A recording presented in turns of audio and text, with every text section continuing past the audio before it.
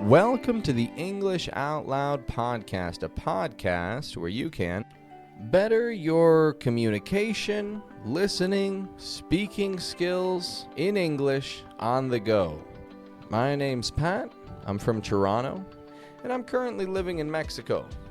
I've been here for some time now, and I really enjoy what I do. And what I do is I teach. I've taught English to people of all sorts. I've taught the American accent as well to many people from all over the world, and I've enjoyed it every single day. Now, I'm here to ensure that you receive quality content, that you learn, and that you have fun while you're doing it, because there are too many boring classes out there, and I'm not interested in that. That seems like a waste of time to me. Today we're going to be reading an article about a man who's become a billionaire selling water in China. And then I'm going to give you some tips from my own language learning experience just to help explain how you yourself can keep on learning and improving your overall English skills every day.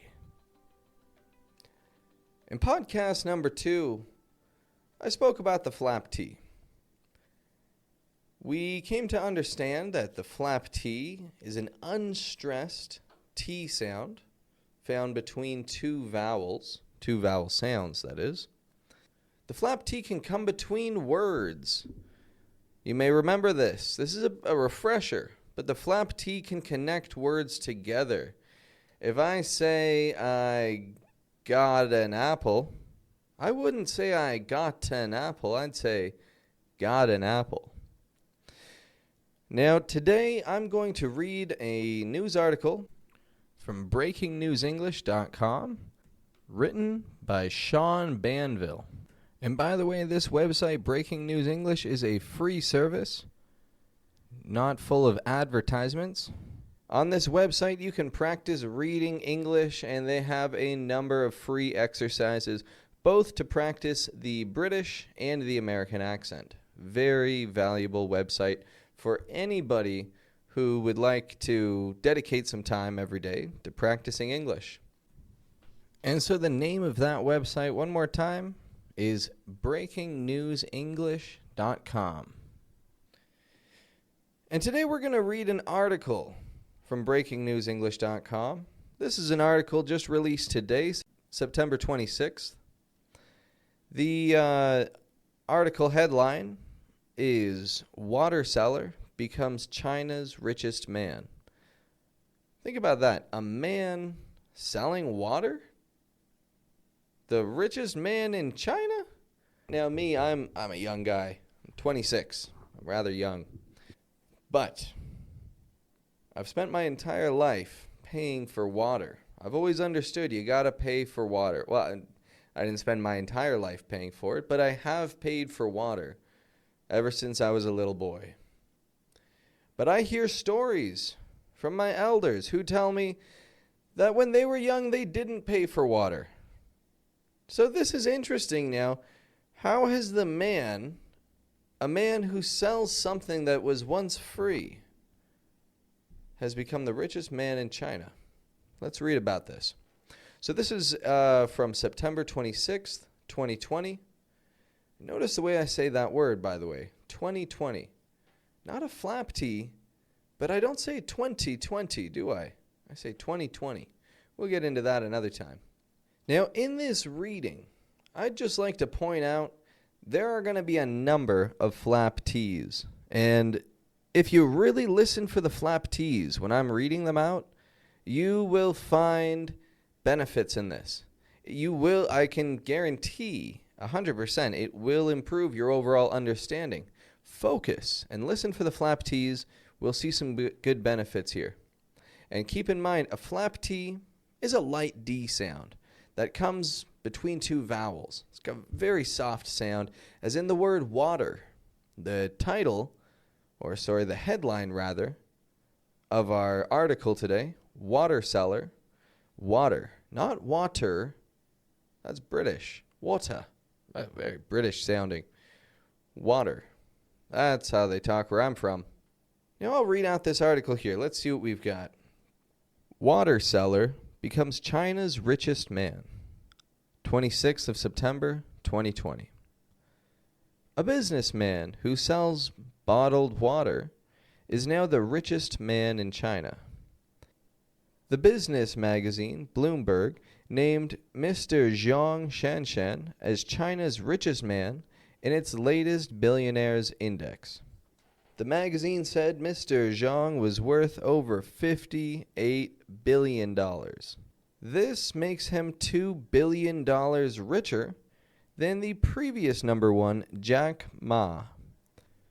Mr. Ma founded the retail internet giant Alibaba. Mr. Zhang made his wealth from his Nongfu spring bottled water company. He then branched out into making vaccines.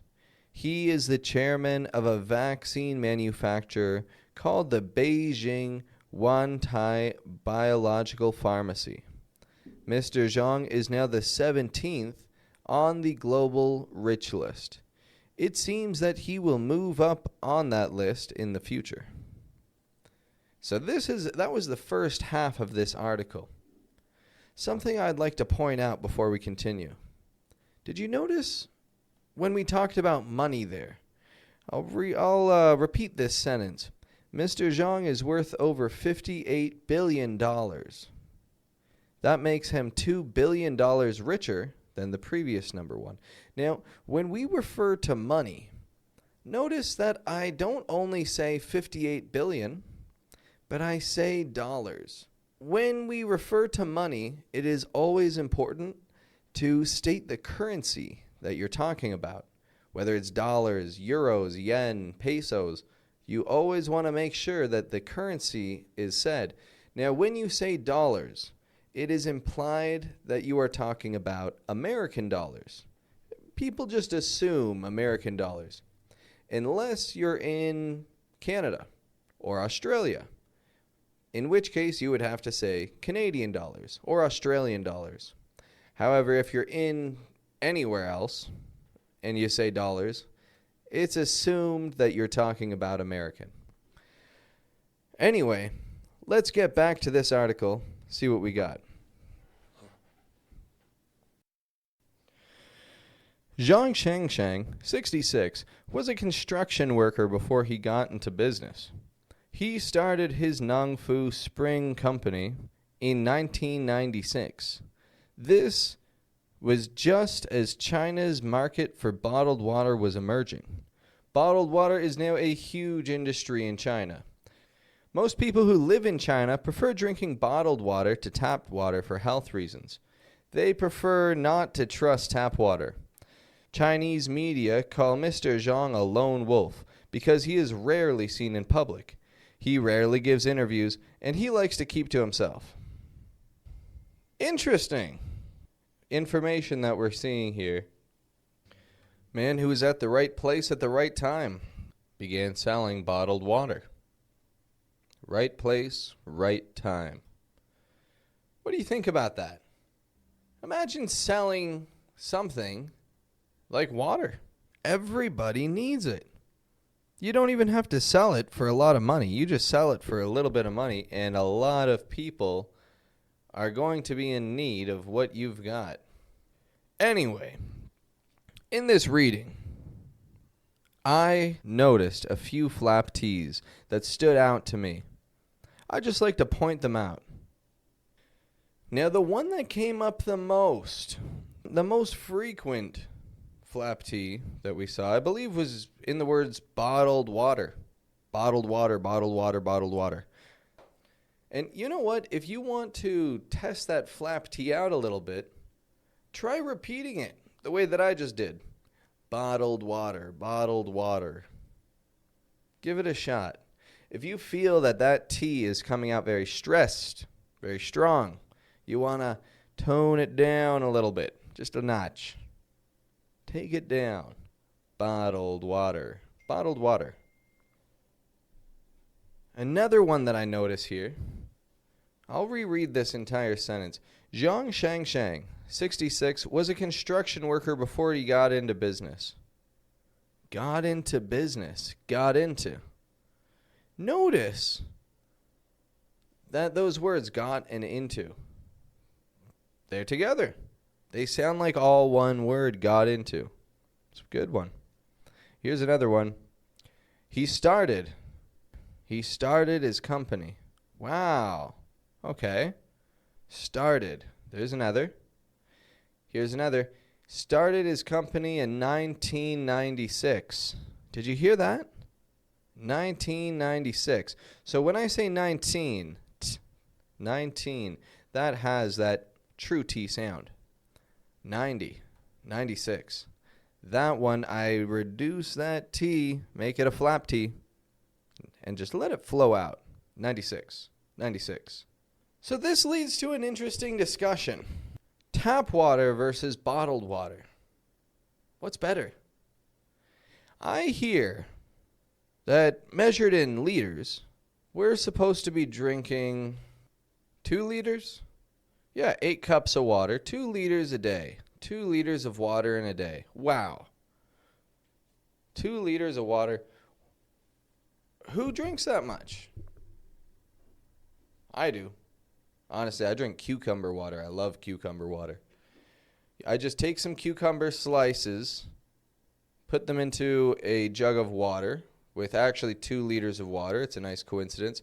Put a little bit of honey in there, just to, little razzle-dazzle, as we say. And leave it overnight. Minimum 4 hours. Maximum, I think maximum maybe 10 hours.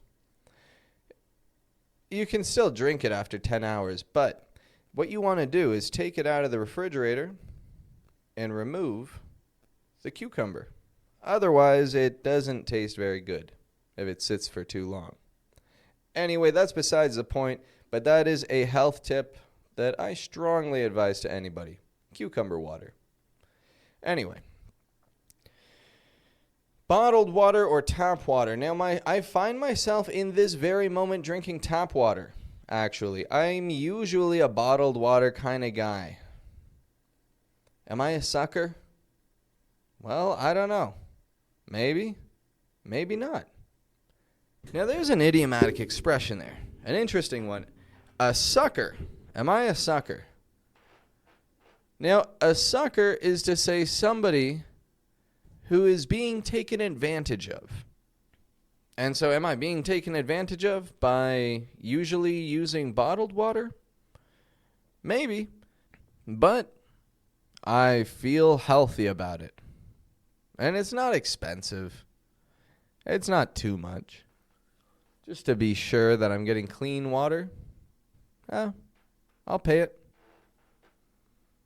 I wonder if anybody agrees with me. Do people agree with me about the water?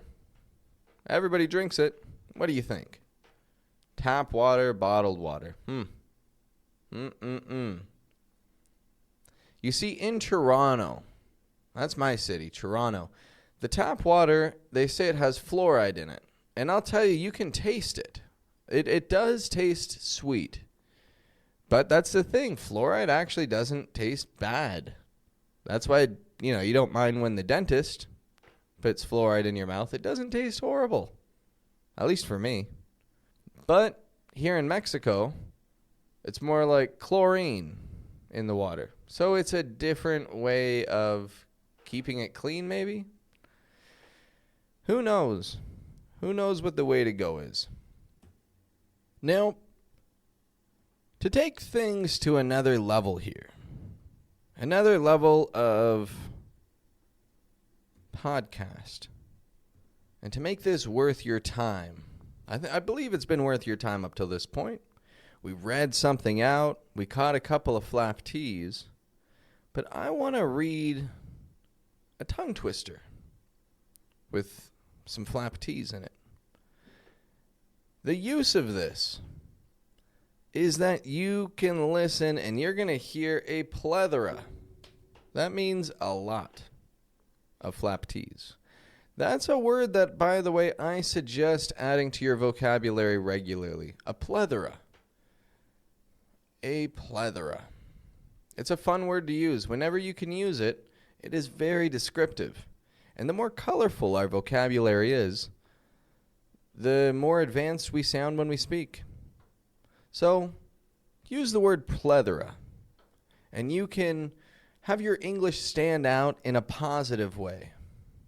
A plethora. That is, by the way, spelled Plethora. Anyway, a tongue twister I'd like to read out that has the flap T in it. Listen closely. Let's see what we've got. Betty Botter bought some butter, but she said the butter's bitter. If I put it in my batter, it'll make my batter bitter. But a bit of better butter will make it better than the bitter butter. So she bought a bit of better butter and put it in her batter, and her batter was not bitter. So Betty Botter bought a bit of better butter and put it in her batter, and her batter was not bitter. Wow. A lot of T's in there, but very few of them are actually pronounced, if any. A lot of flap T's is actually what we're hearing. Betty Botter bought a bit of better butter. This Betty Botter tongue twister, you can find it online. Do a quick Google search. Betty Botter bought some butter. Quick Google search, you'll find it. And then you can practice it.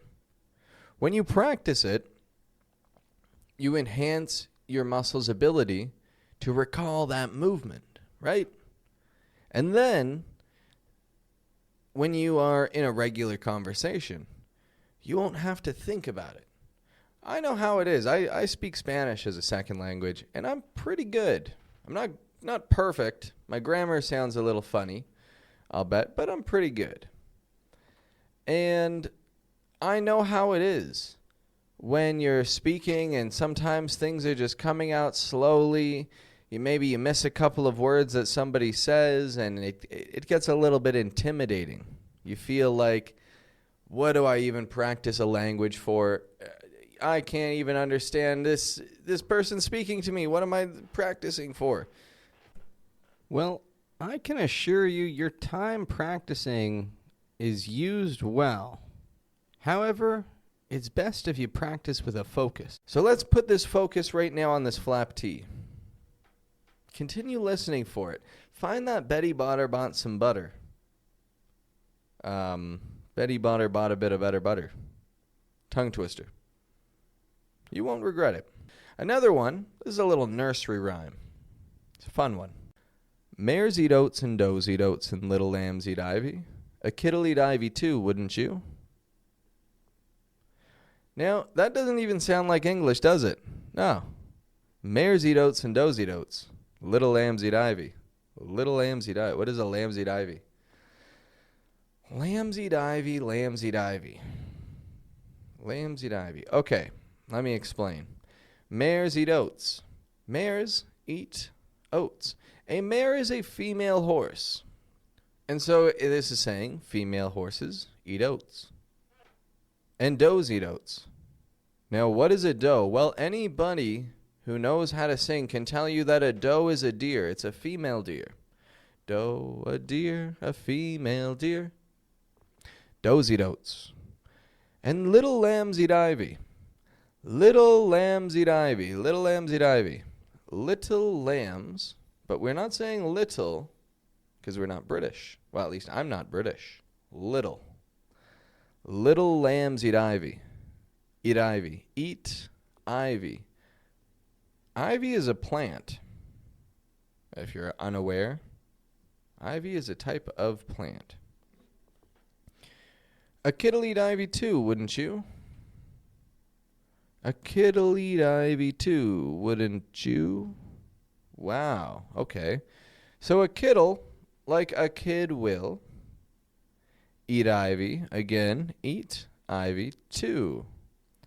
And then the final ones, wouldn't you? Okay. The two words I'm saying are wouldn't and you.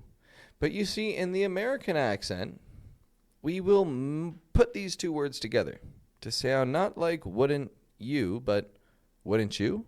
Wouldn't you? Wouldn't you do that? Wouldn't you go? Wouldn't you? Wooden chew? These are a couple of things that you can practice in your daily life, along with the word plethora. You don't want to forget that word. Plethora. Plethora. Very valuable word. Plethora. So go on practicing that word, plethora, along with your flap T's. Keep on listening. Now, I'm going to tell a quick story. A story about my own experience learning language here in Mexico. You see, as I mentioned, I speak Spanish as a second language. It's not perfect, but it's pretty good. When I first came to Mexico, I was 19 years old. I was very adventurous, and so I took a bus from Toronto all the way down to Mexico. I didn't know any Spanish at the time. I was coming here to do some volunteer work for the summer. I needed something to do. Just finished school. And, well, just needed to go and experience something new. Something outside of the box. So off to Mexico I went. When I first got here, I didn't know any Spanish. I knew hola, hello. I knew gracias. I knew how to say adios for goodbye. And I knew maybe a couple of bad words that some friends of mine taught me. However, I didn't know any real useful Spanish. And so the first thing that I did when I got here is I learned the words como se dice. Como se dice. That means, how do you say this? So I would just pick up objects, point at them. Everybody was always happy to talk with me and happy to help. I mean, they weren't very patient. Anybody who said, oh, I'm happy, I'll teach you some Spanish, they weren't very patient. I had to learn on my own by this como se dice method. So I could just point at my socks and say, como se dice? Como se dice eso? And they would tell me calcetines. And como se dice anything. And they would tell me the word. And through this, I built a significant vocabulary. I still do this regularly. When I don't know something, I say, como se dice, blah, blah, blah, blah, blah. And I learn. Now, here's the thing. I look like a fool for a moment. One time, I say, how do you say this? And maybe some people will look at me like I'm silly. And they'll say, this silly guy, he doesn't know how to say shoes. He doesn't know how to say tomato or something, regular. Well, sometimes you don't know. But when you ask, then you're not a fool anymore, right? Then you are now knowledgeable. And the next time that this word comes up, you'll be able to use it with confidence.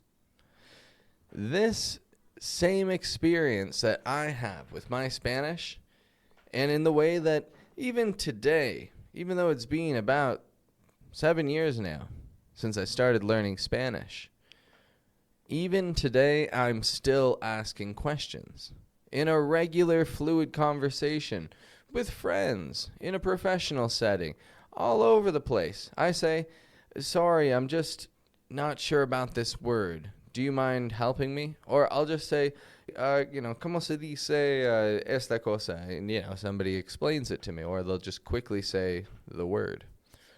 The point is, ask questions if you're not sure. Now, that's my advice for improving on a daily basis. You are going to be learning English next week, next year, in 5 years, in 10 years. You're going to be learning English for the rest of your life, most likely, right? And so it doesn't matter if things are perfect right now. It matters if things are perfect 10, 20 years from now. Because 20 years from now, you'll still be learning. Believe me, you'll still be asking, how do you say this? How do I say this? How do I say that?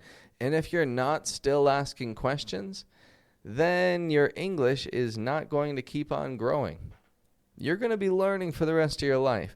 But 20 years from now, the things that you'll be learning are far beyond what you're currently learning today. So, today, what I'd like everybody listening to do is to take the opportunity to listen for flap T's, to use the word plethora. There are a plethora of reasons why you should do this. The most important of which I would say is that you can improve in a very easy way with minimal effort on a daily basis. Now we're going to wrap things up with that for today. This has been a pleasure and an honor to speak to my audience once more. Thank you for my listeners who are around the world, in Asia, people all across America, it seems, which is wonderful to see. People around Canada, people around Mexico. Let's keep on learning, and let's keep on practicing these skills and improving and seeing changes on a daily basis. Thank you for listening here today, and have a wonderful day.